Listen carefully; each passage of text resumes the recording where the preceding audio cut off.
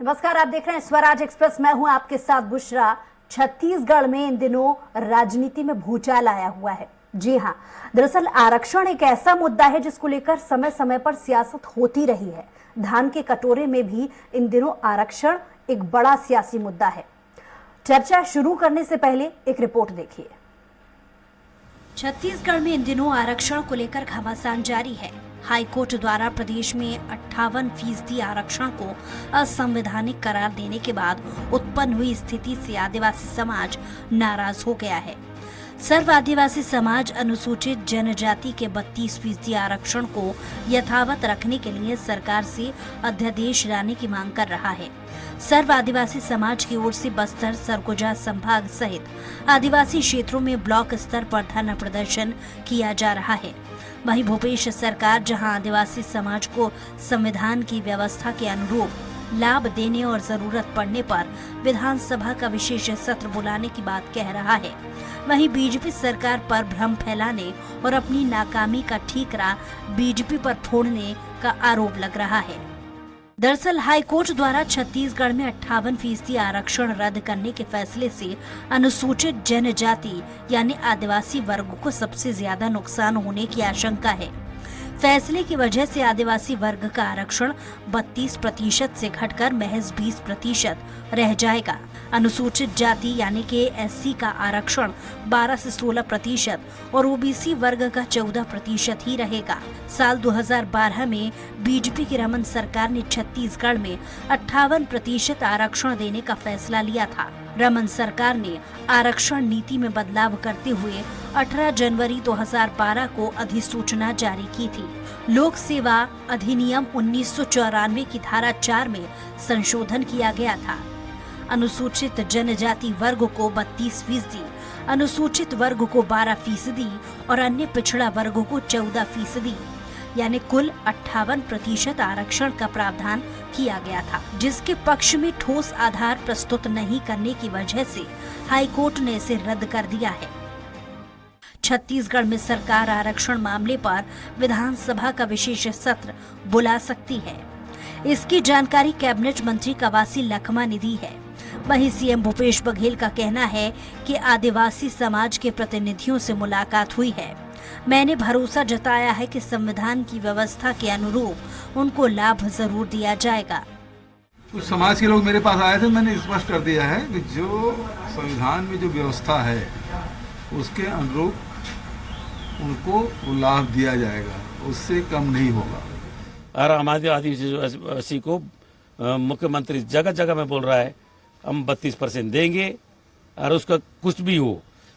तो मैं फिर बोल रहा हूँ, चाहे विशेष सत्र बुलाने लगे, चाहे सुप्रीम कोर्ट का लड़े, हम लड़ रहे हैं।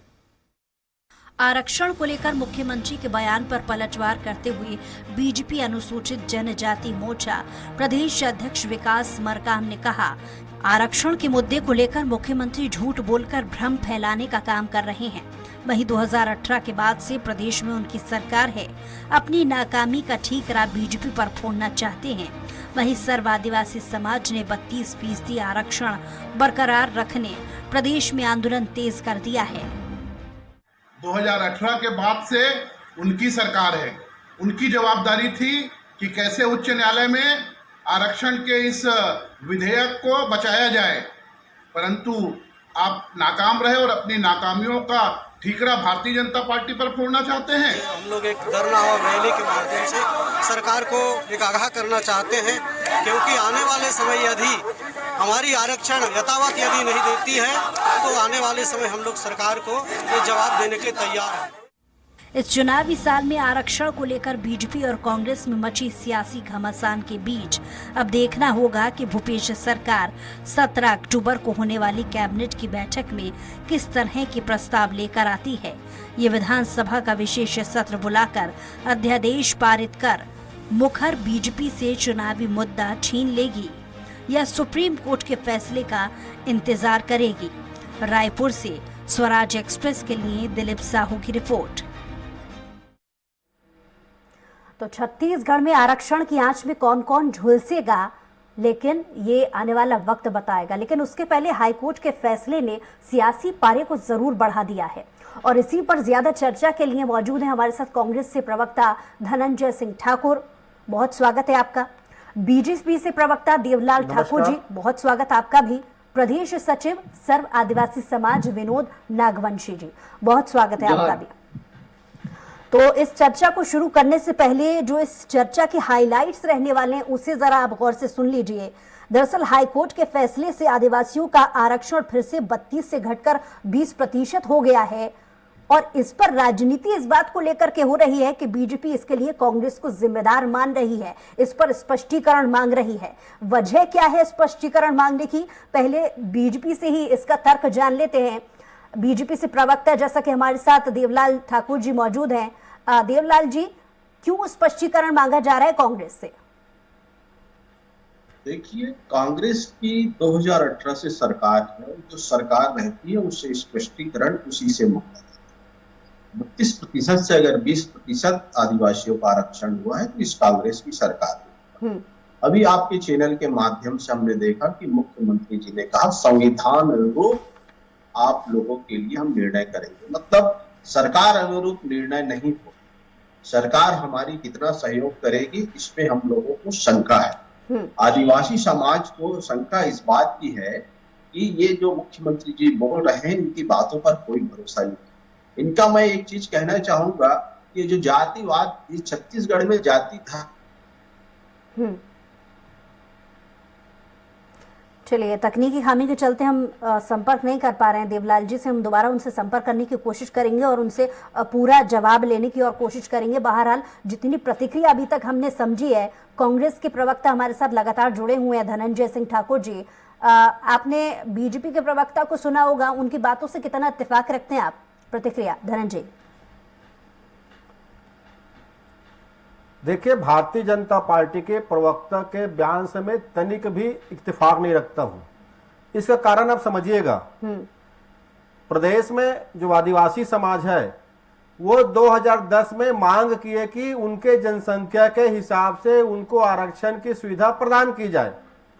उस दौरान रमन सिंह जी मुख्यमंत्री थे, भारतीय जनता पार्टी की सरकार थी। आदिवासी समाज के मांग को पूरा करने के लिए रमन सिंह की सरकार ने एक मंत्रिमंडल समिति गठन किया जिसके प्रमुख हुआ करते थे राम विचार ननकी राम कंवर जी। 2010 में ननकी राम कंवर जी की कमेटी बना और 2011 में ननकी राम कंवर जी की कमेटी ने रमन सिंह की सरकार को रिपोर्ट सौंप दिया। उस आधार पर 32% आरक्षण देने का निर्णय किया गया। लेकिन जब मामला न्यायालय में गया तो ननकी राम कंवर जी की रिपोर्ट को जो प्रथम दृष्टया वहां प्रस्तुत करना चाहिए था, न्यायालय में प्रस्तुत नहीं किया गया। यहाँ पे तो रमन सरकार और आरएसएस की मंशा उठता है ना। जब आप ननकी राम कंवर जी कमेटी गठन की आदिवासियों के आरक्षण को मजबूती प्रदान करने के लिए, जब कमेटी ने रिपोर्ट प्रस्तुत किया तो आखिर उस कमेटी के रिपोर्ट को राज्य सरकार ने स्वीकार क्यों नहीं किया? और जब मामला न्यायालय में गया तो सबसे प्रथम दृष्टया जिस रिपोर्ट को वहां रखनी चाहिए न्यायालय में, जो राज्य सरकार ने उस दौरान हलफनामा दिया था, उस हलफनामे में भी इसका जिक्र नहीं किया गया। स्वाभाविक सी बात है, मामला न्यायालय में था। न्यायालय के फैसले के खिलाफ ना तो आप कहीं जा सकते हैं, ना मैं कहीं जा सकता हूं, ना बैठे आदिवासी समाज के जो हमारे विनोद नागवंशी जी वो जा सकते हैं, ना देवलाल ठाकुर जी जा सकते हैं जी। तो यहाँ स्पष्ट ये हो जाता है कि भारतीय जनता पार्टी नहीं चाहती थी कि शांतिपूर्ण ढंग से उनको आदिवासी समाज को आरक्षण मिले। उनकी मंशा क्लियर हो गई है। हमारी सरकार ने स्पष्ट कर दिया है कि आदिवासी समाज को उसके अधिकार देने के लिए हम सुप्रीम कोर्ट में भी अपील करेंगे और जरूरत पड़ी, आवश्यकता पड़ी तो विधानसभा में भी इसको प्रस्ताव पास करेंगे। लेकिन भारतीय जनता पार्टी का आदिवासी विरोधी चरित्र यहाँ पे उजागर हो चुका है। और ननकी राम कंवर जी ने भी हाल में स्वीकार भी किया ना, भारतीय जनता पार्टी के प्रेस का दफ्तर ने प्रेस कॉन्फ्रेंस किए। जब पत्रकारों ने उनसे पूछा तो उन्होंने कहा कि पता नहीं रमन सिंह ने मेरे रिपोर्ट को क्यों स्वीकार नहीं किया और न्यायालय में प्रस्तुत नहीं किया, इसके बारे में वही बता सकते हैं, क्योंकि उस दौरान वो उनके मुख्यमंत्री थे, इसलिए मुख्यमंत्री थे। तो पूरा पारदर्शी तरीके से भारतीय जनता पार्टी का आदिवासी विरोधी चेहरा है। हमारी सरकार का स्पष्ट मानना है कि आदिवासी समाज को उस अधिकार मिलना चाहिए। इसके लिए हम एड़ी चोटी जोड़ लगाएंगे, जरूरत पड़ी तो विधानसभा अध्यादेश भी लाएंगे और हम सुप्रीम कोर्ट में अपील करने जा रहे हैं। चलिए ठीक है धनंजय जी, वापस लौटूंगी आपके पास। हमारे साथ विनोद जी भी लगातार जुड़े हुए हैं। विनोद जी, आरक्षण किसकी वजह से कम हुआ है, बीजेपी या कांग्रेस, आप क्या मानते हैं? आरक्षण किसकी वजह से कम हुआ है ये कहना तो ऐसा है कि क्या बताएं हम। पहली बात, जब राज्य बना 32% मिलना चाहिए था, नहीं दिए, लेकिन 32% के हिसाब से हमारा परिसीमन में 5 विधानसभा सीट चला गया। 5 जुलाई 2005 को जब डीओपीटी ने जारी किया, जिसमें 32% आरक्षण जारी कर दिया उसने, केंद्र ने, तब से हमने मांग तेज किया। 2005 से लगातार धरना, आंदोलन, प्रदर्शन, ज्ञापन, चक्का जाम जब किए, तब 2012 में बीजेपी सरकार मजबूर होकर 32% दी। लेकिन उस देने के बाद तत्काल हाई कोर्ट में अपील कर दिया गया, अगर अध्यादेश आप लाए, सरकार आपकी है, चुनी हुई सरकार है, तो जब अध्यादेश लाते हैं तो उसको सोच समझ के लाना चाहिए और कानून के दायरे में लाना चाहिए। अगर आपने उसके ऊपर गया तो आर्टिकल 38 आपको प्रभावित करता है कि आप अपनी सरकार में 9वीं अनुसूची में विधेयक लाकर उस चीज को आप साबित करते कि यहाँ पर आदिवासी जनसंख्या 32% है और केंद्र के मंशा अनुसार और संविधान के मंशा को 32% दिया जाना चाहिए। अगर वो केस चलता रहा, कांग्रेस सरकार भी आई, कांग्रेस के पूरे विधायक गण और जो अभी आज वर्तमान विधायक मंत्री हैं, वो समाज के साथ लगातार आंदोलन भी किए बीजेपी सरकार में। आज जब 4 साल से वो मामला पेंडिंग पड़ा है, एक भी क्वांटिफाइड डाटा हम दे नहीं पाए। देने की बात दूर, क्या अगर एक बात इतना भी रखते हैं कि इस प्रदेश में 60% एक क्षेत्रफल 5वीं अनुसूची के तहत प्रभावित है, जहां प्रशासन नियंत्रण अलग होगा, जहां कई जिलों में 84%, 90% आदिवासी जिलों में, गांव में 100% आदिवासी हैं। अगर इतनी बात को भी रखते हैं तो कोर्ट मुझे लगता है सुनने के लिए बाध्य होता है कि आदिवासी अंचल है जहां 60% क्षेत्रफल अनुसूची में आता है, तो बिल्कुल गंभीर होकर बात को मानती। हाई कोर्ट का फैसला आए हुए 1 महीना नहीं हुआ है और सामान्य प्रशासन विभाग से लगातार आदिवासियों के विपक्ष हमें सूचनाएं आ रही हैं। ये सरकार की दुर्भावना, अधिकारियों की दुर्भावना है। एक तरफ सरकार कहती है कि हम कोर्ट में अपील जाएंगे और 1 महीने का टाइम हर जगह दिया जाता है, लेकिन वो टाइम दिए बगैर रोस्टर में 20 लाके हमको 5वें 2 से लिया गया। अभी नीट की भर्ती है, अभी इंजीनियरिंग कॉलेज की भर्तियां हैं, अभी बहुत सारी 12,000 15,000 नियुक्तियां निकल रही हैं।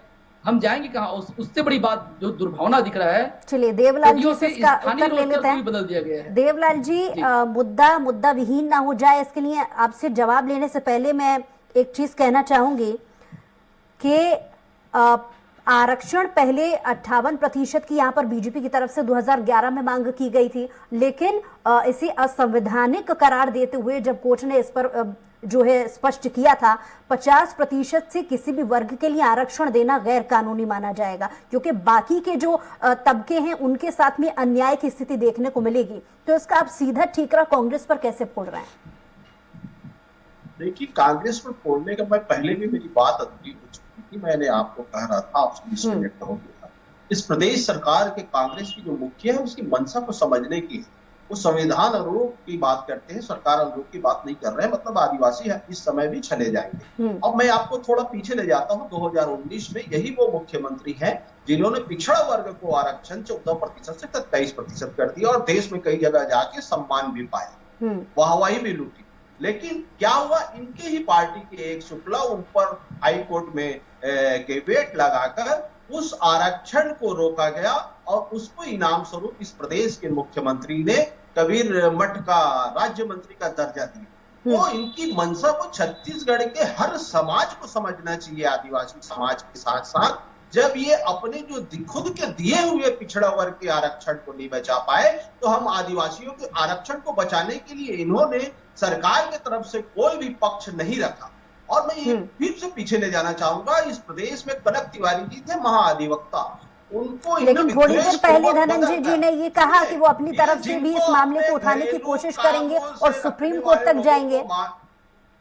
महाधिवक्ता पद पर बैठा, आज तक छत्तीसगढ़ का कोई भी केस नहीं जीत पाए हैं। और आदिवासियों की बात है, आदिवासियों की आरक्षण यथायथ रखनी पड़ेगी और इसके लिए जिम्मेदार कांग्रेस की सरकार है और कांग्रेस को इसको स्वाभाविक। चलिए धनंजय जी कुछ कहना चाह रहे हैं। जी धनंजय जी, आपके पास लौट रही हूं मैं। धनंजय जी, एक देवलाल ठाकुर जी एक बात बताएं मुझे। मैं तो देवलाल ठाकुर के साथ साथ तमाम भारतीय जनता पार्टी के आदिवासी नेताओं से पूछ रहा हूं, जिस दौरान ननकीराम कंवर कमेटी का रिपोर्ट प्रस्तुत किया गया और रमन सिंह ने आरएसएस के दबाव में, भारतीय जनता पार्टी के दबाव में उस कमेटी के रिपोर्ट को अस्वीकार कर दिया, तो उस दौरान नंद कुमार साय जी, रामविचार नेतान जी और भारतीय जनता पार्टी के जो प्रदेश अध्यक्ष थे विक्रम उसेंडी जी और विष्णु साय जी, ये सब कहाँ थे? उन्होंने उस दौरान विरोध क्यों नहीं किया? क्या ये लोग भी चाहते थे कि आदिवासियों को उनका अधिकार ना मिले? मैं आपके चैनल के माध्यम से स्पष्ट कर देना चाहता हूँ, आज भारतीय जनता पार्टी का आदिवासी विरोधी चरित्र और चेहरा जनता के बीच उजागर हो गया है। इन्होंने बात की तो ओबीसी आरक्षण की, हम जब ओबीसी आरक्षण देने के लिए आगे बढ़े हैं तो वहाँ पे दिक्कतें हुई थी, हमने उसका डाटा का कलेक्शन कर रहे हैं। पूरा समय मैंने दिया था, आपकी बात बहुत अच्छे से मैंने सुनी थी। अगर आप एक साथ बोलेंगे तो किसी की भी बात हम समझ नहीं पाएंगे, नहीं सुन पाएंगे ना, ये सत्य को नहीं सुन पाएंगे, ये सत्य नहीं सुन पाएंगे क्योंकि इनका चरित्र पर्दाफाश हो गया है। आज हम ओबीसी आरक्षण पर जा रहे हैं तो हम डाटा का कलेक्शन कर रहे हैं क्योंकि हमारी सरकार का स्पष्ट मानना है आदिवासी समाज को उसका अधिकार मिलना चाहिए, एससी वर्ग को अधिकार मिलना चाहिए, देवलाल जी का ये कहना है कि आपकी सरकार है, अधिकार मिलना चाहिए। ठीक है धनन जी, इस बात का जवाब भी अगर आपकी तरफ से आ जाएगा तो बेहतर होगा। जैसा कि इन्होंने सवाल उठाया है कि आपकी क्योंकि सरकार है, जवाबदेही आपकी इसलिए बनती है कि आपके पास ज्यादा ताकतें होती हैं बजाय विपक्ष के, और आप अपनी जिम्मेदारी समझते हुए आरक्षण के मुद्दे को अगर ज्यादा से ज्यादा हाईलाइट करके अपनी जिम्मेदारी समझते हुए इस पर क्लियरिफिकेशन करने की कोशिश करेंगे तो बेहतर होगा। यही सवाल है ना आपका? जवाब दीजिए धनंजय जी। देखिए, मैं तो धन्यवाद देता हूं देवलाल ठाकुर जी को कि हमारी सरकार पर वो भरोसा कर रहे हैं कि रमन सिंह की सरकार धोखेबाजों की सरकार थी ना। सुन लीजिए, मैंने कहा ना कि पहले तो ये बता दे, जब आदिवासी वर्ग का आपने 32% आरक्षण दिया उस दौरान आपने एससी वर्ग का आरक्षण में कटौती क्यों किया? जब 50% से ऊपर आरक्षण जा ही रहे थे, 58% हो रहा था तो वो 62% हो जाता।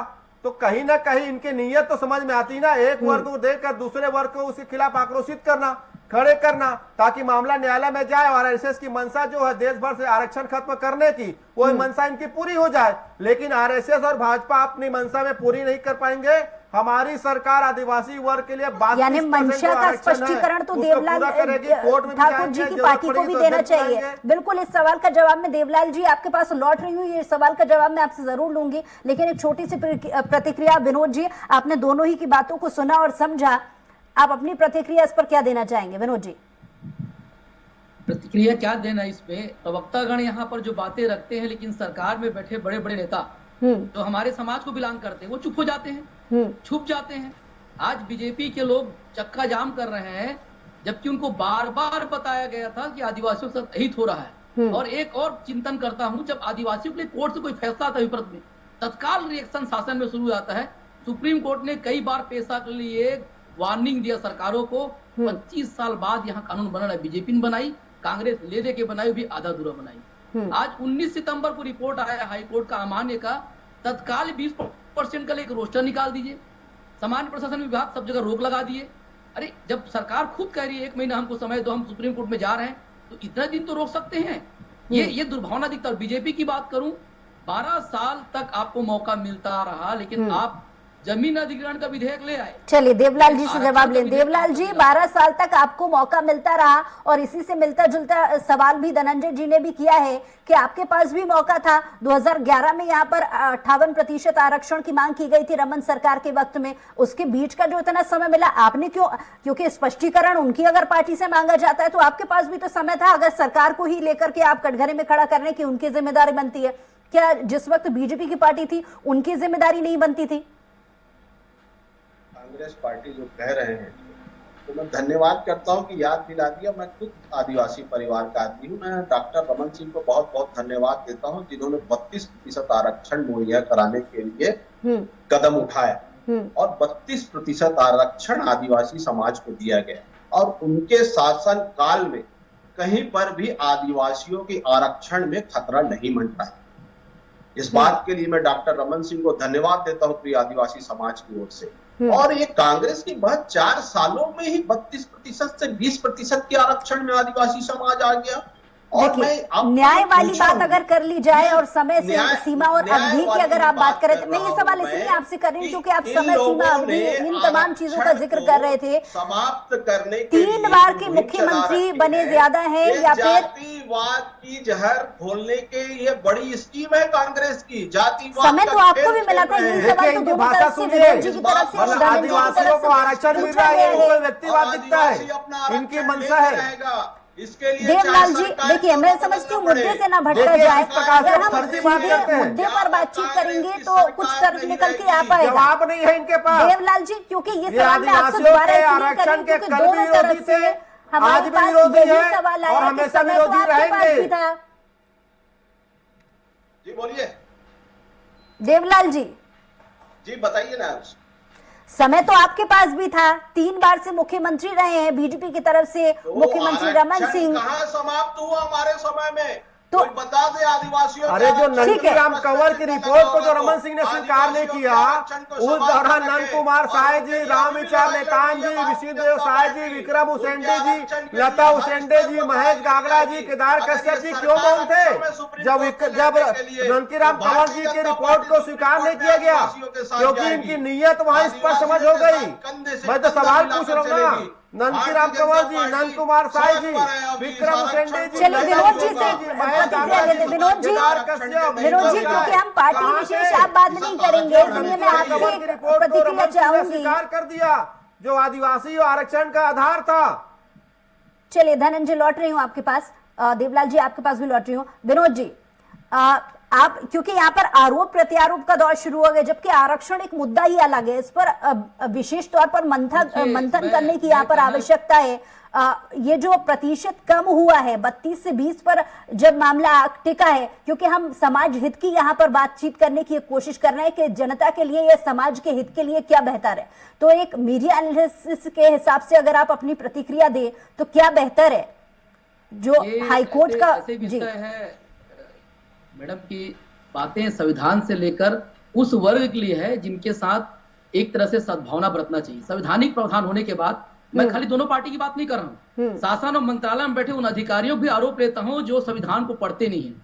इस प्रदेश का 60% क्षेत्रफल शेड्यूल्ड है, जहां का प्रशासन नियंत्रण अलग होगा, कोई अधिकारी आता है। और हम यही से कर रहे हैं डिबेट, यही से हम वादा कर रहे हैं कि सारे अधिकारियों के खिलाफ एट्रोसिटी एक्ट के तहत दायर करने वाले हैं। ये पढ़ने की कोशिश ही नहीं करते कभी। यार पूरे 84% है आपका सुकमा में, दंतेवाड़ा में, आप वहां 50 से कम कर दिए। मतलब एक सोचिए तो क्या साजिश है। ठीक है, सरकार में नेता मंत्री आते हैं, सरकारें बदलती है, प्रशासनिक स्तर पर चिंतन भी नहीं करते क्या होना चाहिए। और जब 32% को लेकर 5 विधानसभा सीट हमारा चला गया, तब सरकारें सोती रही, तब समाज आंदोलन के, और बीजेपी जो कर रहा दिए नहीं थे। इसके लिए सैकड़ों थानों में कितनों बार FIR हुआ, आज भी हमारे लोग पेशी में जाते हैं। राजाराव पठार में 3 जिला के लोग लगातार 3 साल तक चक्का जाम किए हैं। विधानसभा गिराव में हमारे 72 लोग जेल में थे, जिसमें अरविंद नेताम साहब, अपना BPS नेताम जी और दादा हीरा सिंह मुकाम जेल में से डंडा खाए हैं। मतलब उस स्तर के नेता डंडा खाना पड़ा है, कोई भीख में नहीं दिया है। और ये देने की जो बात कर रहे हैं ना, ये कोई भीख नहीं है, संविधान का प्रावधान है। और अगर एक दिन भी लेट करते देने में, इन सब के खिलाफ दायर होना चाहिए। ये डिबेट का विषय नहीं है। विनोद जी, क्योंकि वक्त की कमी, एक छोटा सा कमेंट धनंजय जी से ले लेती हूँ। धनंजय जी, जैसा कि बीजेपी लगातार कांग्रेस के सरकार में रहते हुए ये स्पष्टीकरण मांग रही है कि जिम्मेदारी उनकी बनती है, जवाबदेही उनकी भी बनती है। यहाँ पर सवाल ये है कि बहुत समय पहले से हमने देखा कि चाहे वो बेरोजगारी का मुद्दा हो, सड़क की खराब दुर्दशा के मामले पर बात हो, तो कांग्रेस मुखर होकर के अपने जवाब देती आई है। लेकिन इस बार बीजेपी इस आरक्षण के मुद्दे पर जब स्पष्टीकरण मांग रही है, तो स्पष्टीकरण देने की इस मंशा पर आप क्या कहेंगे?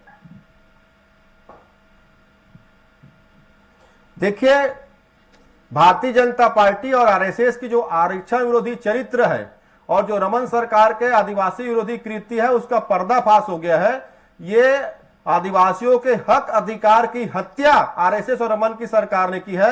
जब नंदकीराम कंवर जी की रिपोर्ट के आधार पर आरक्षण लागू किया गया, तो क्यों नंदकीराम रिपोर्ट को क्यों स्वीकार नहीं किया गया, क्यों उसको न्यायालय में नहीं रखा गया? इसका जवाब रमन सिंह के साथ में नंद कुमार साय जी को देना चाहिए, इसका जवाब विक्रम उसेंडी जी को देना चाहिए, इसका जवाब केदार कश्यप जी को देना चाहिए, इसका जवाब महेश गागड़ा जी को देना चाहिए। ये तो आदिवासी वर्ग के नेता है ना, और अपने आदिवासी वर्ग के नेतृत्व की बात करते हैं। जब उनके अधिकारों का हनन किया गया रमन सरकार में, ये मौन क्यों थे? और आज जब इनका चरित्र पर्दाफाश हो गया, तो अपनी पाप छिपाने की राजनीति कर रहे हैं। क्या चुनाव से जोड़कर देखेंगे इस देखिए, मंशा को? चुनाव आते और जाते हैं, ये एक समाज के हक, ये नहीं, चुनाव आते और जाते, हर 5 साल में चुनाव होता है, लेकिन एक समाज के हक अधिकार की लड़ाई है। कांग्रेस पार्टी आदिवासी समाज के साथ खड़ी हुई है। अचानक हम न्यायालय बीजेपी भी को 2011 जाएंगे के और बाद जरूरत से पड़ी इस तो वक्त अध्यादेश ही भी लाएंगे। चुनाव जब हम नजदीक है 32% तभी ये मुद्दा याद आ गया, इसलिए आखिरी प्रतिक्रिया देवलाल जी आपसे ले लेती हूँ, क्या कहेंगे?